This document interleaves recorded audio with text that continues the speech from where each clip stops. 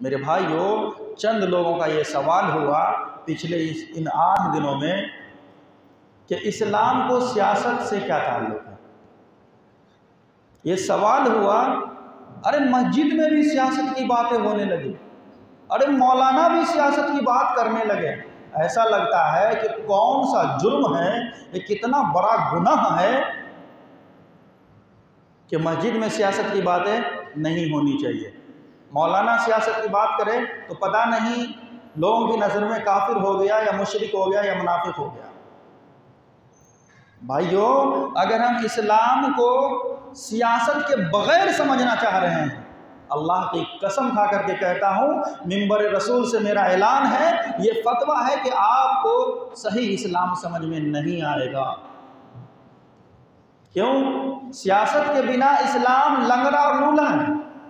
जिस तरीके से अल्लाह ने हमें 2 आंखें दी हैं, जब तक के दोनों आंखों से हम सही सालिम नहीं देख रहे हैं तो हम अंधे कहलाएंगे, या फिर दोनों आंखों में से किसी एक आंख में भी कजी पाई जाती है फिर भी हम सही सालिम नहीं कहलाएंगे, बीना शख्स नहीं कहलाएंगे, ना बीना कहलाएंगे।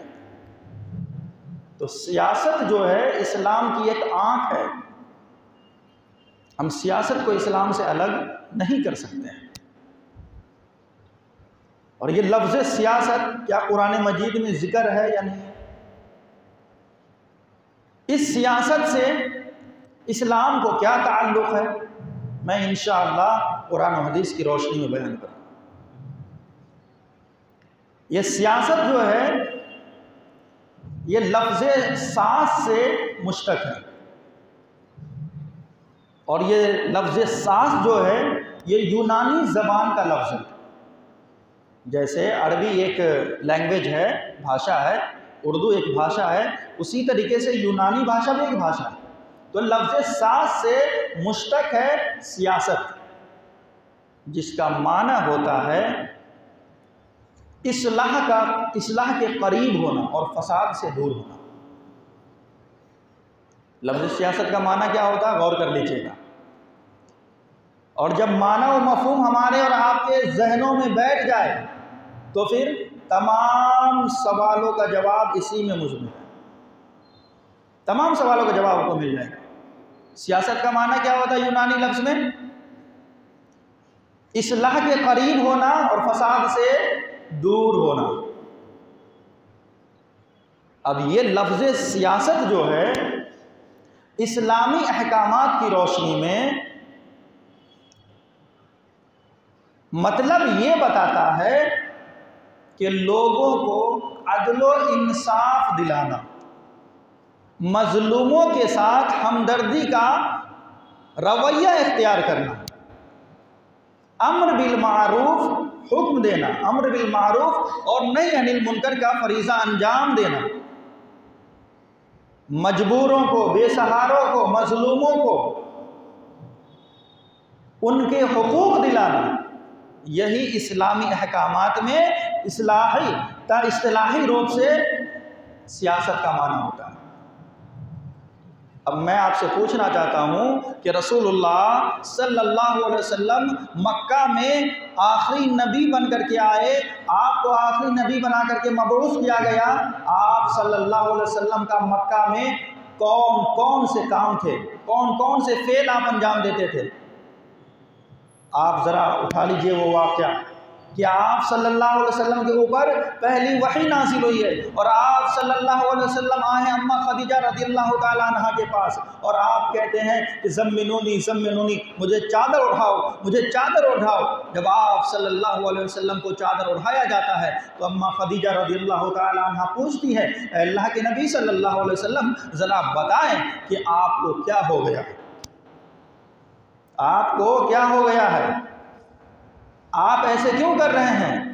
तो आप सल्लल्लाहु अलैहि वसल्लम ने फरमाया कि खदीजा मुझे बहुत ज़्यादा घबराहट हो रही है, नहीं मालूम मुझे क्या हो गया है, मैंने आज वो चीज़ें देखी जो मैंने कभी आज तक नहीं देखी थी। तो अम्मा खदीजा रज़ियल्लाहु ताला अन्हा ने आप सल्लल्लाहु अलैहि वसल्लम की तसल्ली के लिए क्या जवाब दिया, ये आपको और हमें समझना है। आप सल्लल्लाहु अलैहि वसल्लम ने फरमाया, भला उस शख्स को अल्लाह कैसे गारत करेगा जो मजलूमों की मदद करता है, जो बेवाओं का सहारा होता है, जो बेवाओं का सहारा होता है, जो गरीबों की मदद करता है, जो यतीमों को गले से लगाता है, जो भूखों को खाना खिलाता है। मेरे भाइयों, ये सियासत का मतलब था। तो इस्लाम की शुरुआत देखे कहाँ से हो रही है। और ये लफ्ज़ सियासत का माना वो मफ़हूम में बता रहा हूँ, लफ्ज़ी एतबार से भी, इस्तिलाही एतबार से भी, मानवी एतबार से भी। आज हम और आप जो सियासत का मतलब समझते हैं वो हरगिज़ नहीं है। आज जो है सियासत में चोर, उचक्के, बेईमान, बदमाश, जानी, कातिल, रहज़न, डाकू, यही सारे लोग रह गए हैं। तो इसलिए हमें सियासत से नफरत हो गई है। हमें सियासत से नफरत नहीं होनी चाहिए, सियासी लोगों से नफरत होनी चाहिए, उनकी विचारधाराओं से नफरत होनी चाहिए। और मैं आपको बताऊंगा इसमें भी हमारी और आपकी कमी है। इसमें भी हमारी और आपकी क्या है, कमी है। क्यों?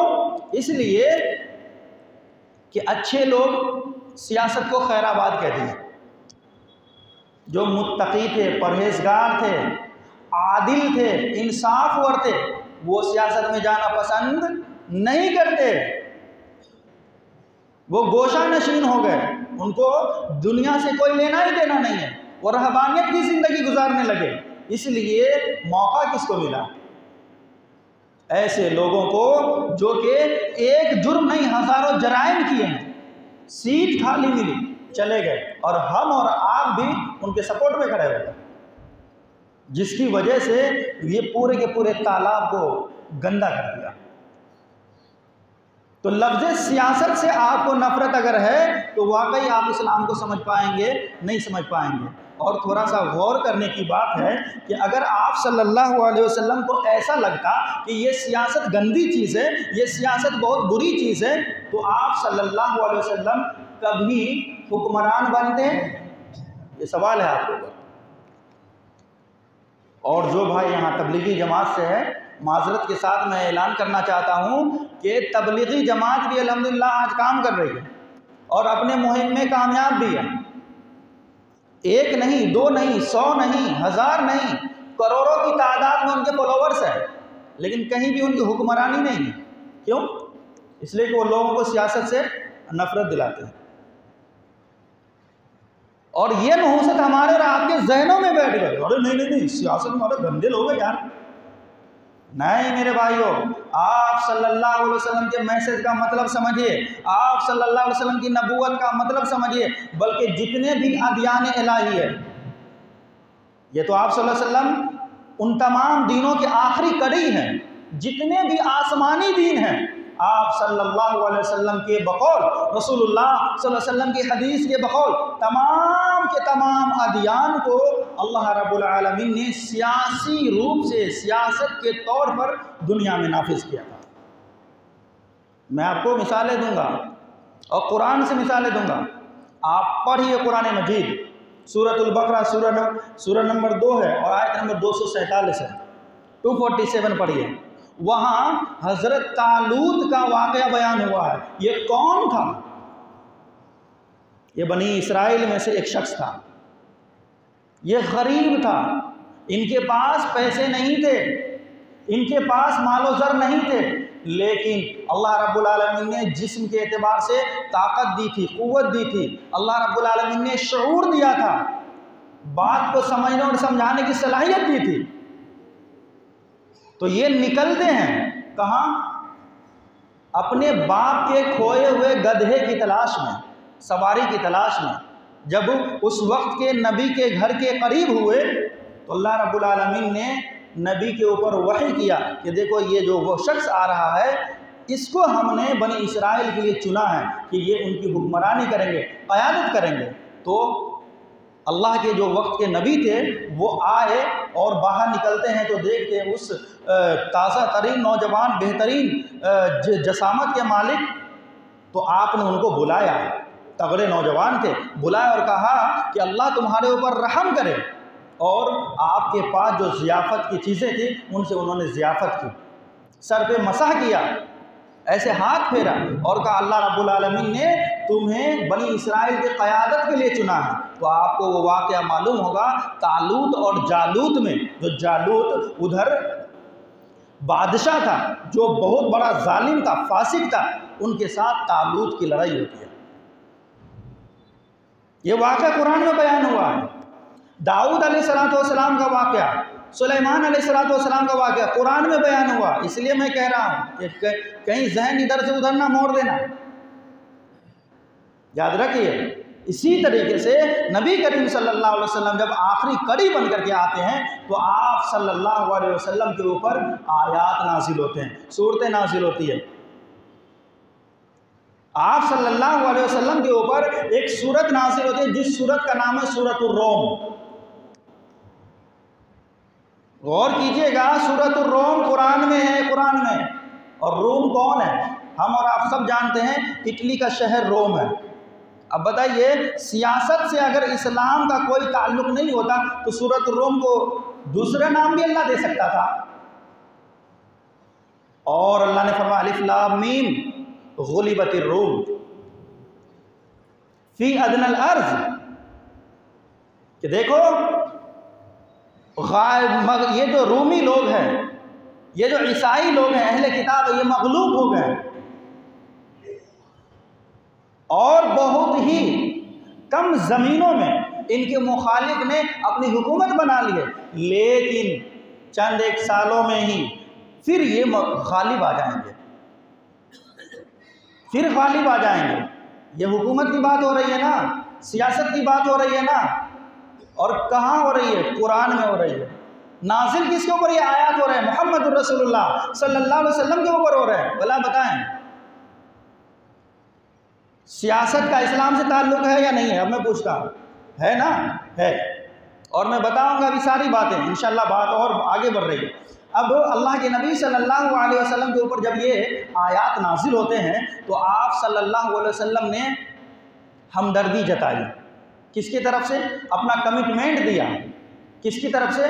रोम वालों की तरफ से, रोम वालों की तरफ से।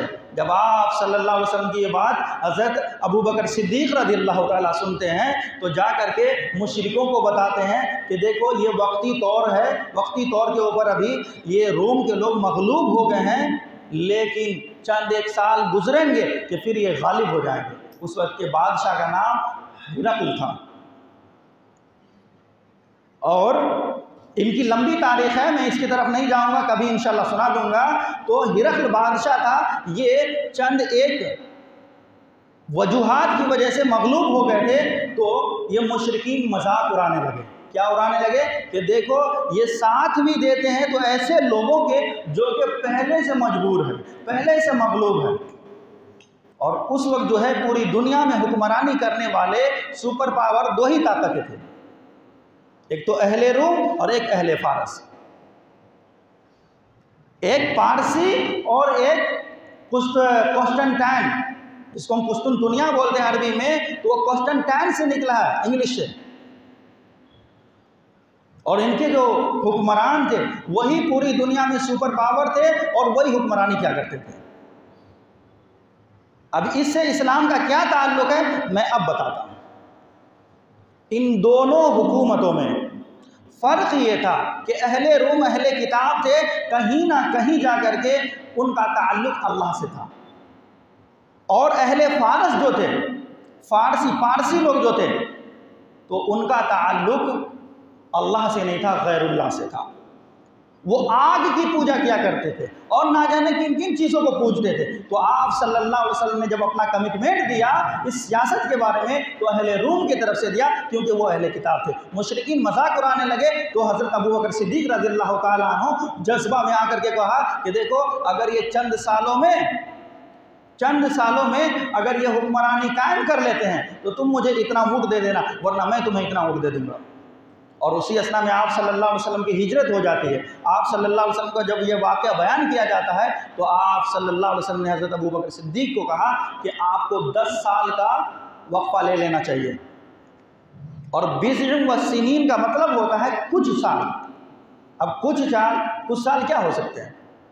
1 है, 3 है, 5 है, 7 है, 9 है, यानी 1 से लेकर के 10 तक को बिज़ बोलते हैं अरबी में। और अल्लाह ने ऐसा करके दिखाया। बस चंद 1 साल गुजरे थे, अभी 10 साल पूरे भी नहीं हुए, अल्लाह ने फिर से रूम वालों को फतह दे दी अहले फारस के ऊपर, आग की पुजारियों के ऊपर, और अल्हम्दुलिल्लाह उनकी सियासत बन गई। लोग जो है मुशरिकीन जो है औंधे मुँह गिर गए, और आप सल्लल्लाहु अलैहि वसल्लम ने ये पेशिनगोई की, वो पेशिनगोई पूरी हो गई। और अल्लाह रब्बुल आलमीन ने इस्लाम का पैगाम उनके दिलों में बिठा दिया कि ये रसूल जो है, जिसको तुम झूठे कहते हो, जिसको तुम मक्कार कहते हो, जिसको तुम दीवाना कहते हो, ये दीवाने रसूल नहीं, नऊजुबिल्लाह, ये तो अल्लाह की तरफ से है। तो ये अल्लाह रब्बुल आलमीन ने सियासत की बात कुरान में की है। अच्छा, क्यों की है, ये सवाल है। देखिए, दुनिया में ये दोनों एम्पायर ऐसे एम्पायर गुजरे हैं कि पूरी इंसानियत को तबाह कर दिया था। अहले फारस का बादशाह जिस धर्म को मानता था, उसी धर्म के मानने वाले उनके तमाम नागरिक होते। पूरे मुल्क में कोई बंदा अहले फारस के मुखालफत में कोई दूसरे धर्म को नहीं मान सकता था, अपने हिसाब से इबादत नहीं कर सकता था।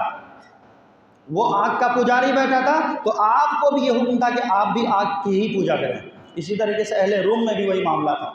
अगर वो ईसा मसीह को अल्लाह मानता था तो उनको भी, तमाम रियाया को भी अल्लाह मानना पड़ते थे। तो ये डिक्टेटरशिप थी, ये दादागिरी थी। जब इस्लाम आया, जब कुरान आया, जब मोहम्मद रसूलुल्लाह सल्लल्लाहु अलैहि वसल्लम की बेइज्जत हुई, आप सल्लल्लाहु अलैहि वसल्लम हिजरत करके मदीना जाते हैं, तो आप सल्लल्लाहु अलैहि वसल्लम के ऊपर ये कुरान मजीद की आयत नाजिल होती है, वखालिफुल यहूदा वन नसारा, अल्लाह के नबी सल्लल्लाहु अलैहि वसल्लम, आप यहूद और नसारा की आप मुखालफत पे उतर जाइए। मुखालफत कीजिए किन चीज़ों की? उनकी जो नाजायज़ चीज़ें थी, उनके जो अपनी तरफ से मिलाई हुई चीज़ें थी, आप सल्लल्लाहु अलैहि वसल्लम के ये हुक्म हुआ कि आए अल्लाह के नबी, आप जो है खालिफुल यहूद व नसारा, यहूदियों की भी मुखालफत कीजिए, नसारा की भी मुखालफत कीजिए। और क्या कीजिए? सिर्फ मुखालफत ही करना है। आज हमारे और आपके दरमियान क्या होती है, कोई भी काम अगर कोई करने जा रहा है तो हम सिर्फ मुखालफत ही करते हैं, उनमें भलाई नहीं ढूंढते हैं, उनके जो अच्छे काम हैं उनको नहीं सराहते, बल्कि मुखालफत पे उतर गए तो उतर गए। चाहे अब सूरज जो है मशरिक से निकले या मगरिब से निकले, हमको कोई फ़र्क नहीं पड़ता। लेकिन आप सल्लल्लाहु अलैहि वसल्लम उनके जो जायज़ काम थे उनको सराहे और उनको सर आंखों पे लिया। आप सल्लल्लाहु अलैहि वसल्लम की जब हिजरत हुई मदीना, तो मदीना जा कर के आप सल्लल्लाहु अलैहि वसल्लम ने औस और खजरज में से एक से, औस से, कबीला औस से एग्रीमेंट किया, मुज़ाकरा किया, चंद बातों के ऊपर एग्रीमेंट हुए कि आपके लोगों के ऊपर चाहे जुल्म हो या हमारे किसी एक शख्स के ऊपर जुल्म हो, हम दोनों को साथ में लेकर आना है। हम दोनों को चाहिए कि हम लोग जुल्म के खिलाफ उठे। अल्लाह रब्बुल आलमीन तुम्हें इस दुनिया की हुक्मरानी देगा, हुक्मरानी ही नहीं देगा बल्कि जन्नत में आला से आला फिरौन, आला से आला मकाम अता फरमाएगा, और इस दुनिया के फिरौनों को अल्लाह रब्बुल आलमीन तुम्हारे ज़रिए से मिटा देगा। और उसके वो लोग थे जिनको वहाँ के मदीना के यहूदियों ने, बनु कुरैज़ा, बनु कैनुका ने, बनु नज़ीर ने इस तरीके से मतलब दबा रखा था कि वो अपने हिसाब से सोच भी नहीं सकते थे। हक बात बोलने के लिए दूसरों का सहारा लेना पड़ता था। हक बात भी बोलते तो दबे अल्फाज में बोला करते थे। लेकिन जब नबी सल्लल्लाहु अलैहि वसल्लम का हाथ पकड़ा, साथ दिया, अभी तक आप सल्लल्लाहु अलैहि वसल्लम के ऊपर ये लोग ईमान नहीं लाए हैं। याद रखिए, याद रखिए, आप सल्लल्लाहु अलैहि वसल्लम जो हाथ मिला रहे हैं आपके ऊपर अभी ईमान नहीं लाए हैं, लेकिन आप सल्लल्लाहु अलैहि वसल्लम ने हक और इंसाफ के तराजू को कायम किया और कहा कि अगर कहीं भी जुल्म हो तो हम उनके खिलाफ इंशाअल्लाह खड़े होंगे, आवाज़ें बुलंद करेंगे। तहरीक इंसाफ आप सल्लल्लाहु अलैहि वसल्लम ने एक मुहिम चलाई और करना यह हुआ, अल्लाह रब्बुल आलमीन को दिखाना यह हुआ। जब आपकी हुक्मरानी बन जाती है, जब आपकी गवर्नमेंट बन जाती है मदीना में, तो उस मदीना को रियासत मदीना से ताबीर किया गया, रियासत मदीना से। और आप सल्लल्लाहु अलैहि वसल्लम मदीना के बादशाह हो गए। जब आप सल्लल्लाहु अलैहि वसल्लम बादशाह होते हैं तो आपके ऊपर, आपके पास ऐसे ऐसे मसाइल आते हैं, कभी रंजो गम के भी मसले आए, कभी बहुत सारे ऐसे ऐसे मसाइल आए हैं जहां ऐसा लगता था बज़ाहिर कि अगर आप सल्लल्लाहु अलैहि वसल्लम इसमें फ़ैसला किया तो फिर हो सकता है कि वक्ती तौर पर नुकसान हो। लेकिन आप सल्लल्लाहु अलैहि वसल्लम ने अल्लाह के दीन को फैलाने के लिए, अल्लाह के दीन को कायम करने के लिए किसी चीज़ का परवाह नहीं किया। अगर हक के खिलाफ अपने बंदे भी हो, अपने लोग भी हो, तो आप सल्लल्लाहु अलैहि वसल्लम को हक के मुआवजे में, हक के बदौलत जो भी सज़ा हुई उनको दिया। आपको मैं एक वाक़या बताता हूँ। अल्लाह के नबी सल्लल्लाहु अलैहि वसल्लम के पास एक केस आता है, एक मामला आता है, और आप गवर्नमेंट में बैठे हैं, सरकार में बैठे हैं, आपकी सरकार है। आप सल्लल्लाहु अलैहि वसल्लम के पास आया, अल्लाह के नबी, फातिमा नामी औरत ने चोरी कर ली है, बनु मखजूम की औरत है और ये बड़े घराने की है। आप सल्लल्लाहु अलैहि वसल्लम ने कहा कि ठीक है, जो चोरी की सज़ा कुरान में बयान है उनके ऊपर हद नाफिज हो जाएगी। लोगों ने कहा अल्लाह के नबी नहीं, ऐसा हरगिज़ ना करें। अगर अभी आप ऐसा काम करते हैं, आपकी हुकूमत बनी है, लोग आपकी मुखालफत करने लगेंगे, इस्लाम को नुकसान होगा, आप जो मिशन चला रहे हैं उस मिशन को नुकसान पहुंचेगा। क्यों? इसलिए कि वो कहेंगे कि बड़े बड़े लोगों को भी नहीं छोड़ते हैं। तो आप सल्लल्लाहु अलैहि वसल्लम ने जो जवाब दिया मेरे भाइयों, ये हमारे और आपके लिए है, सबक आमोज वाक़या है। आप सल्लल्लाहु अलैहि वसल्लम ने फरमाया कि देखो, तुमसे पहले वाले लोग इसीलिए हलाक हुए कि वो अपने अमीरों को छोड़ देते थे और गरीबों के ऊपर हद नाफिज करते थे। मेरे भाइयों, हम अब आपसे पूछना चाहते हैं, हम भी सियासत करते हैं, हम भी सियासत करते हैं, हम भी हुक्मरानी करते हैं, चाहे आप मस्जिद के ज़िम्मेदार हो, चाहे मदरसे के ज़िम्मेदार हो, किसी तंजीम के ज़िम्मेदार हो, कौम और सोसाइटी के ज़िम्मेदार हो, या फिर किसी चीज़ के अदरवाइज ज़िम्मेदार हो। मैं आपसे पूछना चाहता हूँ, क्या आपने कभी ऐसा फैसला किया है? कोई आप मुंह उठा करके सिर्फ सर हिलाने की बात कर दीजिए कि हाँ मैंने किया। नहीं किया होगा, ज़रूर किया होगा। अगर मुखालिफ लोग हैं, हमारे मिजाज के नहीं हैं, तो फ़ौरन ही हद नाफिज होनी चाहिए। अगर मिजाज के हैं, वहाँ मसला फंस जाएगा। हमने केस को ऐसे दबा दिया गोया के हुआ ही नहीं, गोया के हुआ ही नहीं। ये है या नहीं है? आप जितने जिम्मेदार हैं ना, मैं आपसे पूछना चाहता हूँ, क्या आपने कभी ऐसा फैसला किया है कि अगर मेरा बेटा भी अगर गलत करे तो मैं उसको सज़ा दूंगा? कभी ऐसा हुआ? नहीं हुआ होगा और ना होगा। क्यों? इसलिए कि हमें इताअत इलाही दरकार नहीं है। हम लोगों के फैसले मुंह देख करके करते हैं, पैसे वालों को देख करके करते हैं, जिसके खिलाफ नबी सल्लल्लाहु अलैहि वसल्लम ने 1400 साल पहले मुहिम चलाया था। आज हम उन्हीं तमाम उमूर में फंस गए हैं मेरे भाइयों। इसलिए आज हम जलील हो रहे हैं। और इस आईने हिंदुस्तान में इतने अच्छे कानून मेरे भाइयों पूरे एशिया में कहीं नहीं मिले, कहीं भी नहीं मिलेंगे। सेकुलरिज्म में सबसे बेहतरीन कंट्री पूरी एशिया में ये हिंदुस्तान की आईन को कहा जाता है। लेकिन देखिए, आज अगर कोई बंदा भगवा झंडा पहन करके ट्रेन में आग लगाए तो फिर आतंकी नहीं है। लेकिन आप दाढ़ी रख करके, कुर्ते पायजामा पहन करके, टोपी लगा करके अगर आपने अपने हक के लिए भी आवाज़ उठाई तो आप आतंक में घोषित हो जाते हैं। वजह क्या है? वजह वहाँ खराबी नहीं है, वहाँ तो खराबी है ही है। हमारे मन में खराबी आ गई है। हमारे जो अहले ईमान लोग हैं, जो दीन के उमूर के जिम्मेदारान हैं, उन्होंने खराबी पैदा की है। और आप याद कीजिए हसन बसरी रहमतुल्लाह अलैह का कौल कि जैसे तुम्हारा ईमान, जैसे तुम्हारे आमाल होंगे, वैसी हुक्मरानी तुम्हारे ऊपर मुसल्लत की जाएगी। तो हमारे आमाल आप तराजू में तौले जा सकते हैं। तो नबी सल्लल्लाहु अलैहि वसल्लम के पास जब वो वक्त आया तो आप सल्लल्लाहु अलैहि वसल्लम के जो असिस्टेंट थे हज़रत ज़ैद इब्न हारिसा रज़ियल्लाहु ताला अन्हु, वो आए और कहा अल्लाह के नबी, आप ऐसा काम हरगिज़ ना करें, बल्कि आप दियत ले लीजिए, आप फिदिया ले लीजिए, है ना, और आप यूं ही दबा दीजिए केस को। अल्लाह के नबी ने फरमाया, ए ज़ैद, तुम किसके बारे में सिफारिश करने आए हो, किसके पास आए हो? ज़रा सा सोचो। अल्लाह के नबी सल्लल्लाहु अलैहि वसल्लम है, आखिरी नबी है। मैं अल्लाह के दीन में कहीं भी, किसी भी वक्त भी और कैसे भी मामले में अल्लाह के हुक्म की नाफरमानी नहीं कर सकता। वो तो बनु मखजूम की औरत फातिमा है। अगर मेरी बेटी फातिमा भी चोरी करे, वो फातिमा नाम में कोई फ़र्क नहीं है ना, तो बनु मखजूम की औरत है वो फातिमा। अगर मेरी बेटी, मोहम्मद की बेटी, तमाम जन्नत की औरतों के सरदार भी अगर चोरी करे, लक़त्तअतु यदहा, तो हम उनके हाथ को काट डालेंगे। ये नबी सल्लल्लाहु अलैहि वसल्लम ने इंसाफ का तराजू कायम किया मेरे भाइयों। तो इस्लाम जो है पोलाइट तरीके से, पॉलिटिकली रूप से पूरी दुनिया में फैला है। महज हमारे आपके तस्बीह गिनने से नहीं आया है, याद रखिए। 40-40 दिन, 4-4 महीने जाकर के आप जो तबलीग कर रहे हैं, हम उनके मुखालिफ नहीं हैं, आप बिल्कुल कीजिए, लेकिन आप सियासत को अगर इस्लाम से अलग करना चाहते हैं तो अल्लाह की कसम है, अल्लाह का दीन समझ में नहीं आने वाला है। और उसकी ज़िंदा मिसाल मेरे भाइयों हमारे और आपके सामने खुलफाए राशिदीन के अदवार हैं। कुछ लोग बोलते हैं वोट देना चाहिए या नहीं देना चाहिए, ये बात मैं बात करता हूँ, ख़त्म करता हूँ। कुछ लोगों का ये सवाल था अभी वोट के सीजन थे आपके यहाँ, कुछ लोगों का कहा कि नहीं, अरे फतवा आ गया है, मौलाना ने कह दिया, बड़े आलिम ने कह दिया। मालूम नहीं आपके सामने कितने लोग बड़े आलिम होते हैं, पता नहीं। मालूम है आपको इस्लाम के जो निज़ाम है, खुलफाए राशिदीन के जो उसूल हैं, आपके उसूलों से पहले ये दुनिया में उसूल ही नहीं बना था कि कोई बंदा किसी को चुन सकता है। वहाँ ऐसा था, बाप अगर मरा तो बेटा हुक्मरानी करेगा, बेटा मरा तो उसका भाई हुक्मरानी करेगा। ये मुलूकियत थी।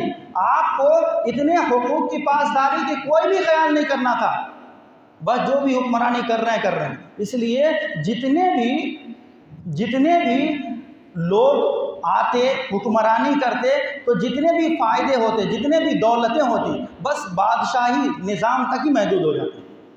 हम और आप ये सवाल कर सकते हैं कि भाई इंडिया में जब मुसलमानों की हुकूमत इतने दिनों तक थी, 700-800 साल, तो फिर ऐसा क्यों नहीं हुआ कि सारे मुसलमानों को वो इतना देते, इतना नवाजते कि सारे लोग आज अमीर हो जाते।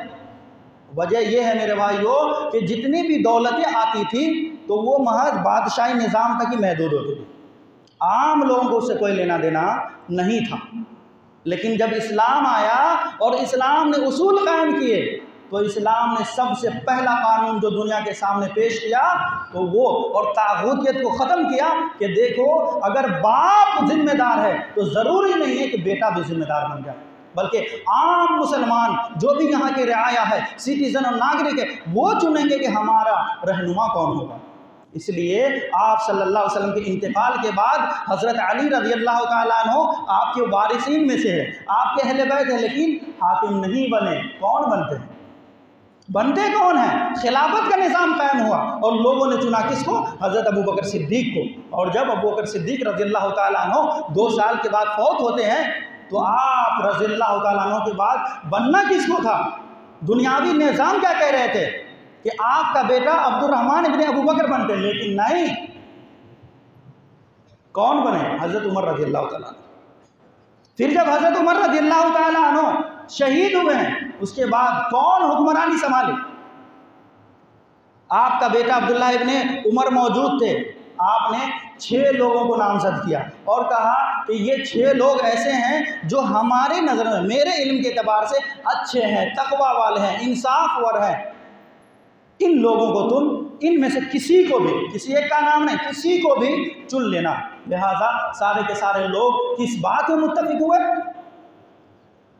उस्मान रज़ी अल्लाह ताला। बताइए हुक्मरानी कैसे चल रही है और डिक्टेटरशिप इस्लाम ने कैसे ख़त्म किया, दादागिरी इस्लाम ने कैसे ख़त्म किया। और उस वक्त से ये जब मामला तय हुआ मेरे भाइयों, तो लोग कैसे चुनते थे? वोट दे करके चुनते थे। ये बात मैं बताना चाह रहा था आपको कि लोग जो है ये मुत्तफिक होते थे किसी एक बंदे के ऊपर कि देखो हज़रत उस्मान रज़ी अल्लाह ताला अन्हु, इनकी फजीलत बहुत ज़्यादा है और आप सल्लल्लाहु अलैहि वसल्लम के दामाद भी रहे हैं और इनके पास तकवा भी है, हम इनको चुनते हैं। उनको पता नहीं होता था, वो कैंडिडेट बन के खड़े नहीं होते थे, याद रखिएगा, कैंडिडेट बन के खड़े नहीं होते थे, सबके फ़ोटो नहीं चिपकाते थे। उस टाइम में कैमरा तो था ही नहीं। लोग चुनते थे कि आप हमारे उमूर को अच्छी तरीके से अंजाम देंगे, आप अल्लाह उसके रसूल से ज़्यादा करीब रहे हैं। तो मेरे भाइयों, ये वोट देने का निज़ाम किसने राइज किया? इस्लाम ने राइज किया, मुसलमान ने राइज किया, खुलफाए राशिदीन ने राइज किया, सहाबा ने राइज किया। तो इसलिए वोट आपका अधिकार है। कहीं ऐसा ना हो जाए आप जो है वोट ना दें, घर में बैठे रहें और आपका नाम एनआरसी में आ जाए।